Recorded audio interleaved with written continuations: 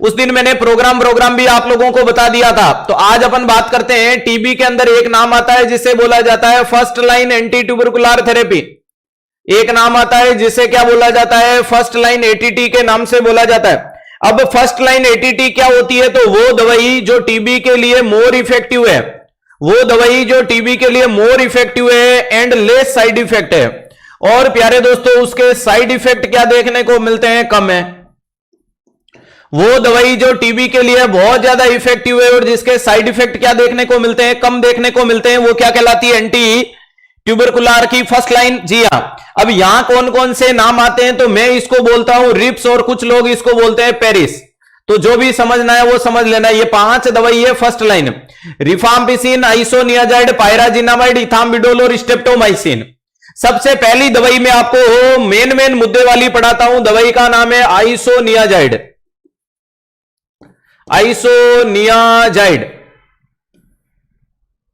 अब आइसोनियाजाइड नाम की दवाई को H और INH से लिखा जाता है। आइसोनियाजाइड नाम की दवाई को H या INH से डिनोट करते हो। जी हां। ये कैसी दवाई है, तो एक प्रकार की बैक्टीरियोसाइडल है। कैसी देखने को मिलती है, तो एक प्रकार की बैक्टीरियोसाइडल ग्रुप की दवाई है।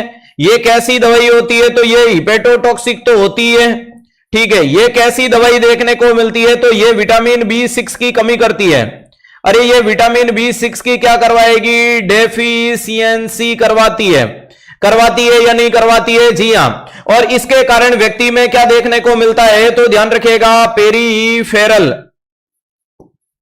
अरे पेरीफेरल न्यूराइटिस या न्यूरोपैथी देखने को मिलती है। न्यूरोपैथी का मतलब बीमारी, इसी को न्यूराइटिस का मतलब नर्व का इन्फ्लामेशन। तो वो व्यक्ति जो आइसोनियाजाइड लेगा उसके हाथों पैरों में क्या रहेगा, सुन्नेस रहेगी। अरे टिंगलिंग प्रिकिंग सेंसेशन जैसी कंडीशन देखने को मिलती है या नहीं मिलती है, डेफिनेटली मिलती है। ये सवाल होते हैं आइसोनियाजाइड, तो विटामिन B6 आइसो के साथ क्या दोगे, विटामिन B6 बोले तो पायरिडोक्सिन। क्या देना है, पायरिडोक्सिन देना होता है ताकि इसके साइड इफेक्ट को कंट्रोल किया जा सके। अगली दवाई आती है प्यारे दोस्तों जिसका नाम होता है रिफाम्पिसिन। अगली दवाई का नाम क्या है, रिफाम्पिसिन, और रिफाम्पिसिन को R से लिखा जाता है। ये दवाई भी कैसी है, तो ये दवाई भी आपके सामने बैक्टीरियोसाइडल है। बैक्टीरियोसाइडल का मतलब वो दवाई जो बैक्टीरिया को मार देगी। ये दवाई क्या होती है, तो इसके आगे मैं लिख रहा हूं मोस्ट कॉमन, सबसे कॉमन हिपेटोटॉक्सिक कौन सी है, यही है। सबसे कॉमन हिपेटोटॉक्सिक कौन सी देखने को मिलती है, तो यही है। ये दवाई के कारण व्यक्ति में क्या होता है, तो प्यारे दोस्तों रेड ऑरेंज कलर, अरे ये क्या देखने को मिलता है, रेड ऑरेंज कलर का यूरिन देखने को मिलता है। और ये एक प्रकार का कॉमन फाइंडिंग है, क्लियर है। रेड ऑरेंज कलर का यूरिन या मरीज की स्वेट, ये क्या है, कॉमन है। मरीज को एडवाइज क्या करना है, इंक्रीज फ्लूइड, मरीज को बोलो थोड़ा पानी ज्यादा पी ले ताकि ये यूरिन तेरा सबसाइड हो जाएगा 1 से 2 यूरिन में। तो रेड ऑरेंज कलर वाली दवाई के कारण भैया जी रेड ऑरेंज कलर यूरिन आता है रिफाम्पिसिन के कारण। नेक्स्ट, रिफाम्पिसिन को भूखे पेट दी जाती है बोले तो एम्प्टी स्टोमक। अरे इस दवाई को कैसे दिया जाता है, एम्प्टी स्टोमक दिया जाता है, यानी मरीज को कैसे दोगे, भूखे पेट।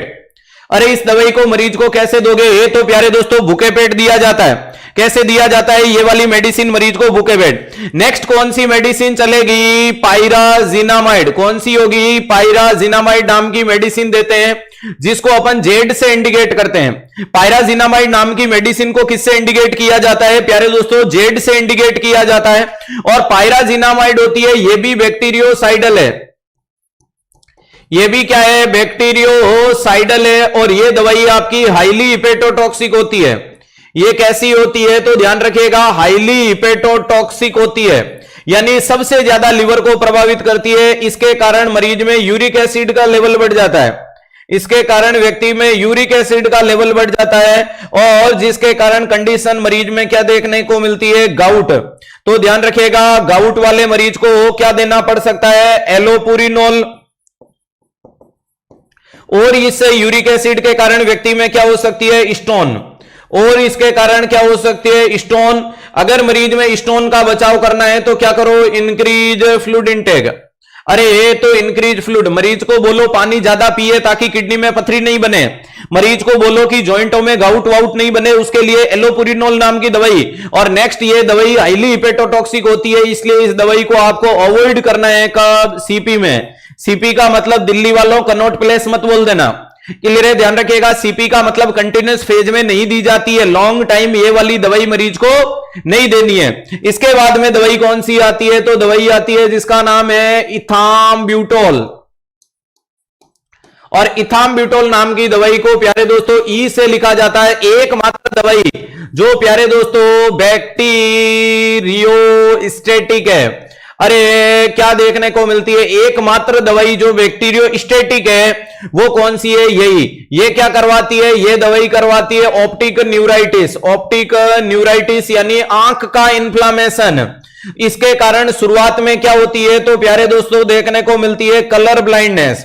इसके कारण पहले क्या हो सकती है, मरीज में कलर ब्लाइंडनेस देखने को मिल सकती है। क्या देखने को मिल सकती है, कलर ब्लाइंडनेस। और कुछ समय बाद मरीज में क्या देखने को मिल सकती है, परमानेंट ब्लाइंडनेस हो सकती है। अरे क्या हो सकती है, परमानेंट ब्लाइंडनेस हो सकती है। इसलिए ये वाली दवाई, अब मुझे बताओ, कलर हमें तो पता है कि लाल क्या है, नीला क्या है, पीला क्या है, आपकी कौन सी है, दोस्त की कौन सी है, घर वाली, बाहर वाली, लेकिन छोटे बच्चों को नहीं पता। इसलिए लेस देन 6 ईयर के अंदर ये दवाई क्या होती है, अवॉइड की जाती है।